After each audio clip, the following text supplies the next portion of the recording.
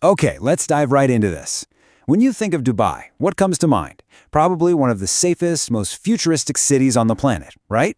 But here's the paradox. It's also become a five-star sanctuary for some of the world's most wanted criminals. So how on earth can both of those things be true at the same time? Just picture this for a second. Somewhere on the glittering streets of Dubai, the police are racing to arrest a guy for swiping a phone. He's definitely going to jail. But at that exact same moment, way up in the Burj Khalifa, a man wanted by the FBI for a staggering $26 billion fraud is just sipping his coffee. It's the same city with the same laws. So why is a petty thief punished while an international kingpin gets protection? And look, this isn't just a random fluke, it's a clear pattern. And that brings us to the big question we're tackling today. Is this massive contradiction a simple mistake, some kind of oversight in the system? Or is this the system working exactly as it was designed to?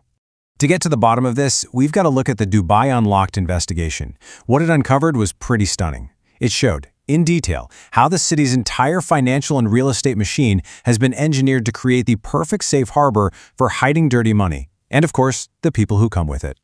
So how exactly does this system work? Well, first off, property records are incredibly secretive. They call it a privacy-first model, which basically makes it impossible to figure out who really owns what. Then you can pay with pretty much anything. Cash, crypto, you name it, they'll take it. And get this, if you buy a property for just over $500,000, they'll hand you a golden visa, which is your ticket to long-term residency.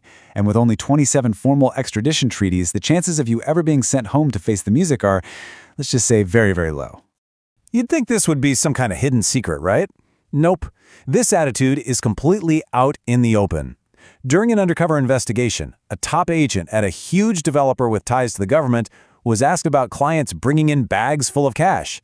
His answer? We don't care. It is none of our concern. That tells you everything. This isn't a bug in the system. It's a feature. And the guest list this system attracts? Well, it's a who's who of the world's most wanted. You've got Dawood Ibrahim, the guy behind the 1993 Mumbai bombings, who literally runs his financial headquarters from Dubai. Or Ruja Ignatova, the infamous crypto queen who vanished with $4 billion, a lot of which was poured into luxury Dubai properties. And of course, the Gupta brothers, who fled South Africa after being accused of massive fraud, and Dubai refused to extradite them. Now, this kind of thing doesn't exactly go unnoticed. The Financial Action Task Force, the big global watchdog for this stuff, put the UAE on its gray list. I mean, this was a massive black eye for their reputation. They were suddenly in the same club as countries like Syria and Nigeria, which put foreign investment at serious risk.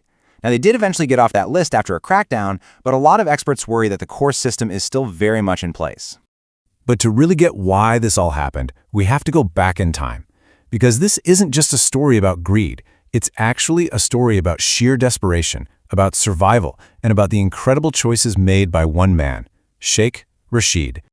You've probably heard of the trolley problem, right? It's that classic ethical puzzle. Do you pull a lever to sacrifice one person in order to save many more? Well, Sheikh Rashid was facing a national version of that. To save his entire nation from total collapse, would he have to sacrifice certain principles and welcome the kind of business that other countries would call immoral? See, long before the skyscrapers and supercars, Dubai was on the verge of disappearing. In the 1920s, their entire economy was based on pearl diving. Then, Japan invented cultured pearls, and boom, the Dubai market was wiped out overnight. Right after that, the Great Depression hit, so no one was buying luxuries anyway. This all led to the Great Famine in the 1940s, where people were literally starving in the streets. And then came what felt like the final nail in the coffin, oil. While their neighbors were hitting the jackpot, look at Saudi Arabia with 250 billion barrels, or Kuwait with 101 billion. Dubai found a measly 4 billion. It was just a drop in the ocean. Their last real hope of building a wealthy nation the conventional way, it was gone. So in 1958, as his father lay dying, Sheikh Rashid took charge of a nation that had absolutely nothing.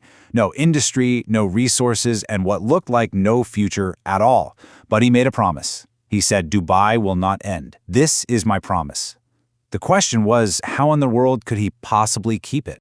It was that raw desperation that led to one of the most radical, most audacious economic gambles in modern history. A plan that would not only save Dubai, but would define its future forever. Sheikh Rashid looked around and realized Dubai had only one real asset left: its location. So, Even though he was already deep in debt, he took out another huge foreign loan. He used that money to dredge the Dubai Creek, digging it out so that big trade ships could finally get in. Then he threw up in the borders, created a free trade zone, and, this is the most important part, he put in place a groundbreaking, no questions asked, low-tax policy. The message to the world was clear. Dubai is open for business, all business. The result was immediate, and it was absolutely explosive. At the time, India had put all these heavy restrictions on importing gold, which of course created a massive black market. Dubai became its global headquarters. Smugglers would bring gold into Dubai legally, no problem, and then ship it illegally over to India and sell it for double the price. This industry got so big that somewhere between 200 and 300 tons of gold were passing through Dubai every single year. Smuggling had just become Dubai's first major industry. But here's where it gets really interesting. You have to put Dubai's strategy into a global context. So, did they invent some kind of radical new immoral system? Or were they just really, really good students of history? Let's take a look at London. Today, we see it as this respectable global financial hub. But a huge part of its wealth was built by being a safe place for the world's dirty money. Everything from colonial plunder to the assets of Russian oligarchs. A British official even admitted that London became the dirty money capital of the world. The unspoken rule was simple: get the money first and worry about the morality of it later. Or what about Switzerland? Their whole brand is built on neutrality and banking secrecy. But that very secrecy made it the perfect place for hiding Nazi gold during World War II, not to mention the fortunes of countless dictators ever since. It's the exact same no-questions-asked policy as Dubai, just dressed up in more sophisticated, respectable language. And that's the key difference right there. Unlike the others who hid what they were doing behind fancy terms like banking secrecy, Sheikh Rashid was brutally, refreshingly honest about it. At a meeting in London, he just came right out and said it. His city survived on smuggling. He didn't have the luxury of good PR. He had to survive. And that really brings us to the heart of it. Dubai didn't invent this game. It just looked at the playbook that wealthy Western nations had already been using for centuries. The idea that it's efficient systems, not necessarily clean ones, that save starving nations. And then they just executed that playbook with a speed and a ruthless efficiency that the world had never seen. All of this leaves us with one final, pretty uncomfortable thought. Dubai's entire story forces us to ask a really challenging question about how global wealth is built in the first place. Is morality some kind of universal principle, or is it actually a luxury, one that can only be afforded by nations after they've already made their fortunes?